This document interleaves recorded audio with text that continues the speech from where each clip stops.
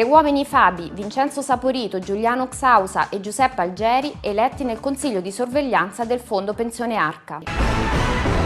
Tre rappresentanti Fabi entrano a far parte del Consiglio di sorveglianza del Fondo Arca, il fondo pensioni aperto più grande d'Italia, con i suoi 110.000 lavoratori iscritti, di cui 21.000 bancari.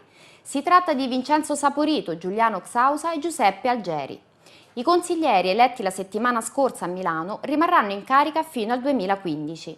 L'Arca è un fondo pensioni a cui aderiscono molte aziende bancarie di media e piccola grandezza, in tutto circa 70. Tra queste diversi istituti popolari, tra cui Banca Popolare di Vicenza e Veneto Banca. Il fondo, spiegano i neoeletti in quota Fabi, Vincenzo Saporito, Giuliano Xausa e Giuseppe Algeri, offre ai propri iscritti rendimenti e costi competitivi rispetto alla media di mercato.